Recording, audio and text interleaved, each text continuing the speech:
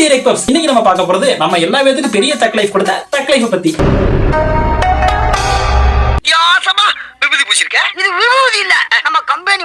இந்த தக் லைஃப் படத்துக்கு ஸ்டார்டிங்ல இருந்து செம்ம ஹைப்புங்க. ஏன்னா இந்த படத்துல வந்து ஜாயின் பண்ண எல்லாருமே பெரிய பெரிய லெஜெண்ட்ஸ் தான். எனக்கு டவுட்னா, ஐயோ லெஜெண்ட்ஸ் நீங்க எல்லாம் சேர்ந்து எப்படி இப்படி ஒரு குப்பை படத்தை எடுத்தீங்க? இந்த படத்துல 5 பாட்டு தான் இருந்தது, 9 மாத்திட்டாரு அவரு. தேங்க்யூ ரஹ்மான். நான் இங்க மனசு வருத்தத்துல இருக்கேன். போனாங்கடி எந்திரிச்சு அடிக்க போறேன் சப்பு சப்புன்னு. நம்ம டான்ஸ் ஆடிட்டு இருக்கும்போது கூட அவர் அழுவத்தான் செய்வாரு. வாயில நல்லா வருது, சொல்ல முடியல. ஆல் டைம் ஹிட் ஆனா நாயகன் பட ரேஞ்சுக்கு வேற லெவல்ல இருக்குன்னு சொல்லி இந்த படத்தை எதிர்பார்த்தா பெரிய நாயகன்லாம் ஒன்னா சேர்ந்து கிடைச்ச மாதிரி எடுத்து வச்சிருக்காரு மணிமாமா. அந்த அளவுக்கு மாம்ஸ் வந்து படத்தை கொதறி வச்சிருக்காரு. அதனாலதான் சொன்னேன், படிச்சு சொன்னேன் உங்ககிட்ட.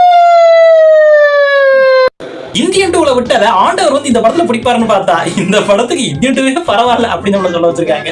ஃபர்ஸ்ட் அட்டெம்ப்ட் அப்படிதான் இருக்கும், போ ஜாலியா இருக்கும். இந்த லோகத்துல நம்ம யாரையும் நம்ப கூடாது மாப்பிள. ஏய் யாரா மாப்பிளன்ற? பிச்சைக்கார பையல. ஆமா நான் பிச்சைக்காரன், இவர் வாங்கி விட்ட ட்ரெயினை பார்க்க வந்துக்கிறாரு. டேய் ஒரே ரோல தான் பிச்சை எடுத்துக்கிறான். சரி, நீங்க எத்தனை பேர் இந்த படம் நாயகன் அளவுக்கு இருக்குன்னு சொல்லி எதிர்பார்த்தீங்க? ஆனா வந்து அவுட்புட் என்னமோ நாய்த்தீப்பா. ஜூன் 5 போய் பாருங்க, 2 ஹவருக்கு அப்புறம் புரியும் இந்த படம் என்னன்னு. என்னடா இது?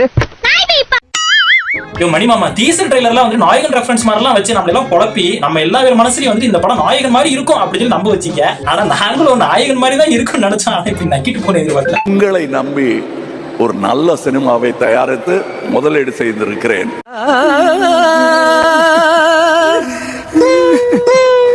என்னமோ சில்வர் ஜூப்ளி ஒரே அடியில் நொட்டிட்டு போயிடுச்சு தம்பி.